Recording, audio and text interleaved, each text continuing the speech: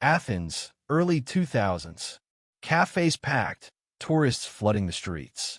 New construction rising beside ancient ruins, as if Greece were finally entering its own golden age. Everything looked stable, modern, European. But every tragedy begins with a beautiful promise. For Greece, that promise had a name: the euro. A single currency for a united Europe. For a nation with a long history of drachmas, inflation, and political turmoil, joining the Eurozone in 2001 wasn't just an economic decision. It was a symbol of arrival. A ticket into the elite core of modern Europe. A guarantee of stability and prosperity. But behind every promise, there's a condition. And sometimes that condition is a truth no one wants to face. The numbers that didn't add up. To adopt the euro, countries had to meet strict requirements. Budget deficits below 3%. Debt under 60% of GDP. Stable, transparent finances. Greece was nowhere near those numbers. But walking away from the euro was unthinkable. So the government chose a different path. With help from major investment banks, Greece shifted debt into the future, used complex swaps, and polished the books until the numbers sparkled. On paper, everything looked clean. In reality, the cracks were still there, just hidden under fresh paint. Europe knew the situation wasn't perfect, but the dream of expanding the Eurozone was too tempting. So in 2001, Greece entered the euro with applause. It felt like a victory, but it was really the opening scene of a much darker story. Cheap money, big spending. Once inside the Eurozone, everything changed almost overnight. Global investors stopped seeing Greece as a risky borrower. Instead, they saw it as part of a stable European club, almost as safe as Germany. Interest rates plummeted. Credit became cheap. Money came pouring in. The government borrowed more. Public sector jobs expanded. Salaries rose. Pensions grew. Consumption exploded. To many Greeks, it felt like the country had finally leveled up. There was a sense of modernity, of belonging, of progress. But underneath this apparent prosperity was a dangerous imbalance. The economy wasn't producing enough to support this lifestyle. Year after year, the government spent more than it collected. Instead of correcting the gap, it filled it with even more borrowing. Greece was living like Germany, but without Germany's economy. And cheap money made it easy to ignore the warning signs. The cracks Greece didn't want to see. While the streets felt vibrant, the structure of the economy was weakening. A bloated public sector, low productivity, widespread tax evasion, corruption, heavy reliance on government spending. These problems weren't new. They had been building for decades. But now, the stakes were much higher. Behind the scenes, the deficit, the gap between earnings and spending, kept growing. Yet official reports continued to claim it was small and manageable. It was a lie everyone accepted, until the global financial crisis demanded the truth. 2009, the truth explodes. October 2009, a new Greek government takes office and immediately drops a bombshell. The deficit isn't 6%. It's 12.7%. Later revised to 15.4%. The reaction is instant. Investors panic. Rating agencies downgrade Greek debt to junk. Borrowing costs skyrocket. Trust collapses. And in finance, trust is everything. Greece is now trapped. It can't devalue its currency. It can't print money. It can't borrow affordably. The country is still inside the Eurozone. But financially, it's already falling apart. A European panic. But this wasn't just about Greece. European banks held billions in Greek bonds.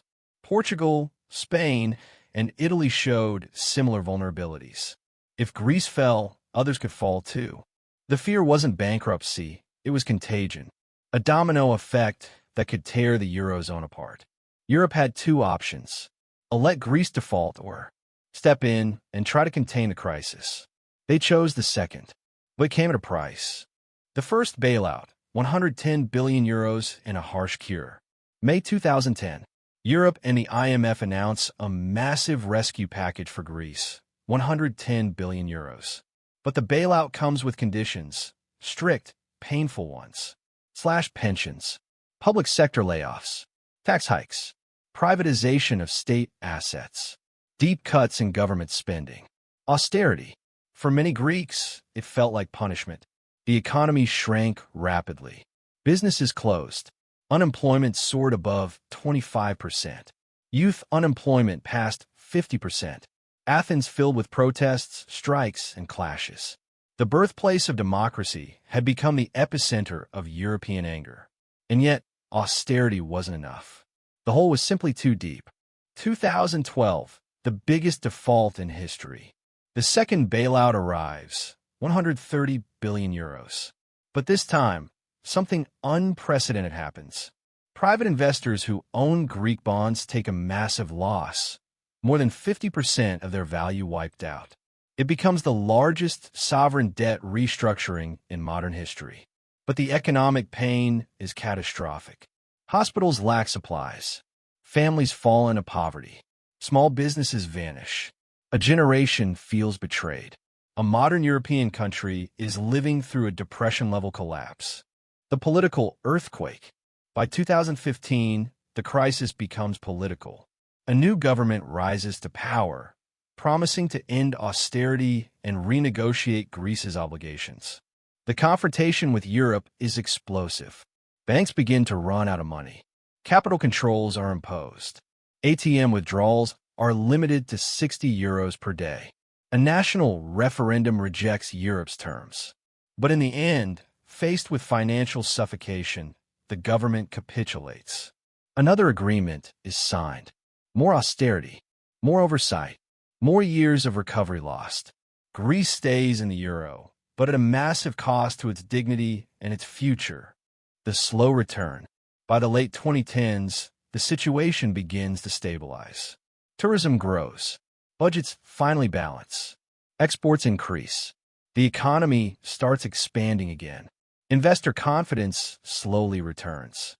In 2022, Greece even repays its IMF loans early. But the scars remain. A quarter of the economy vanished. Hundreds of thousands of young Greeks emigrated.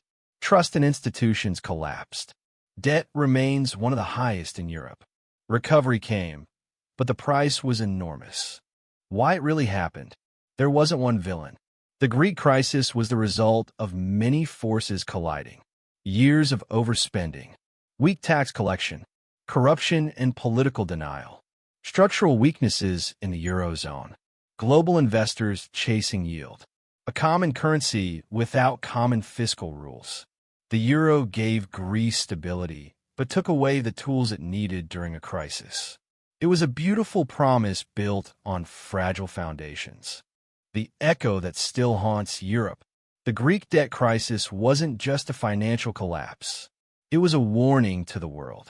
Debt can hide for years, then explode. Shared currencies require shared discipline. Austerity has human costs, and trust evaporates faster than numbers can be corrected. Today, global debts are rising again. Governments are borrowing heavily. Cheap money is everywhere. The lessons of Greece echo louder than ever. The tragedy began with a beautiful promise. The questions now are, did the world listen? Did Greece teach the world anything? Or are we quietly setting up the next crisis?